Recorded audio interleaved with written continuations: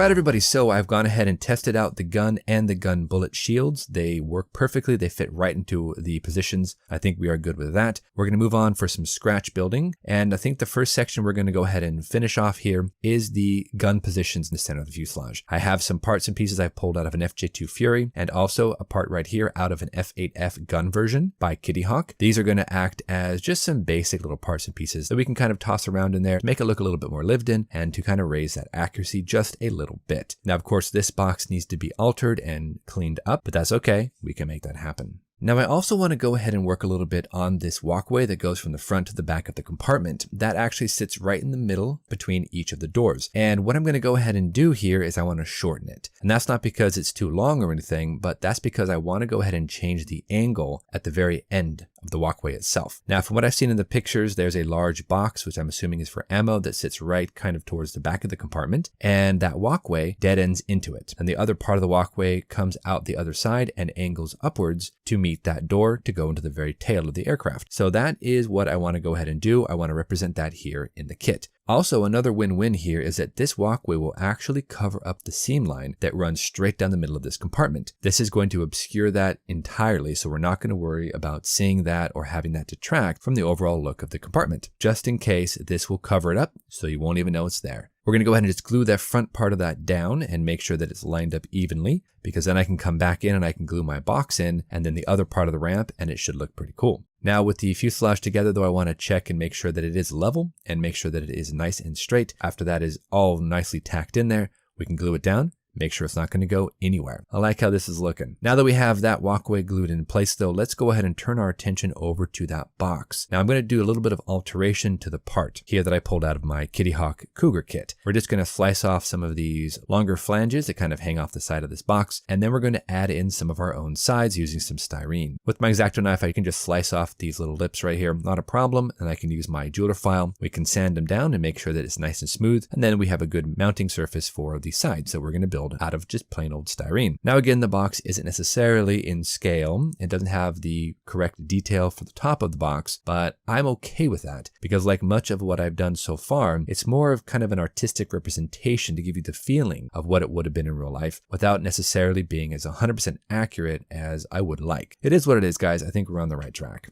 Now, as I mentioned, we're going to be using some strips of styrene to go ahead and kind of frame in this little box to make sure that we have sides on it. Just a little bit of some Tamiya extra thin cement, and this isn't going to go anywhere. And we can then clip off the ends, clip off the bottom, and then sand everything down so we have a nice smooth mating surface to go ahead and glue it down to the fuselage. So far, I think this is going to be really, really cool. It's kind of a shame that there isn't as much detail in this Minicraft Academy kit. I would have preferred to have a little bit more, but again, it's an older kit, and so I really shouldn't be that surprised. But it's just not quite enough detail for me, so that's why I've been doing a lot of scratch building and making it look a little bit better. Now that the box is made, let's go ahead and close up the fuselage, and we're just going to hold that closed and test fit the box and get the proper location. And I'm going to go ahead and put it towards the back of the compartment, basically right underneath both of the gun walkways. It's also going to, luckily for me, cover up over the locating pin because that was a difficult thing, kind of an eyesore. It just really jumped out at you when you look down inside. So this will actually cover up that. It'll be a bit more accurate. So this I think is going to work beautifully.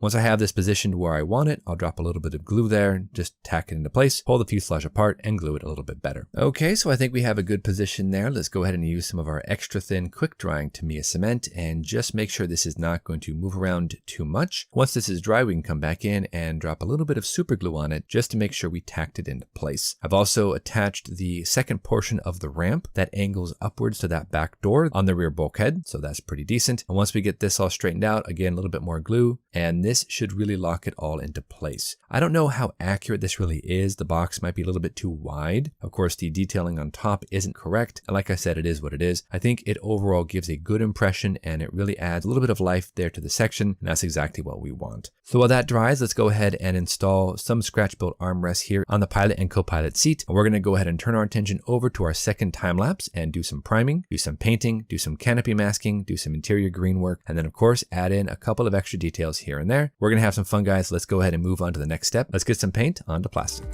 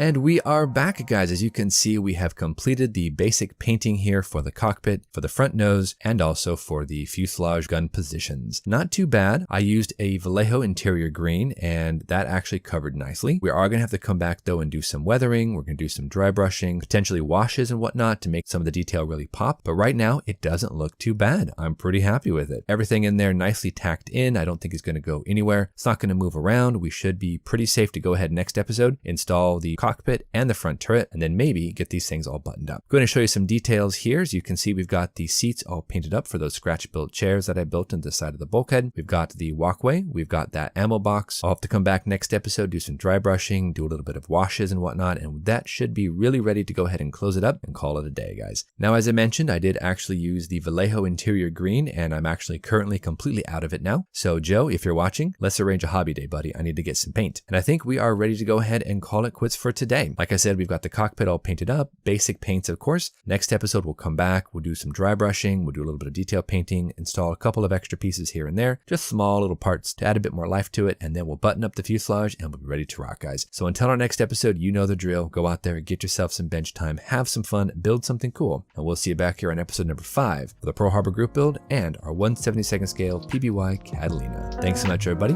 We'll see you soon.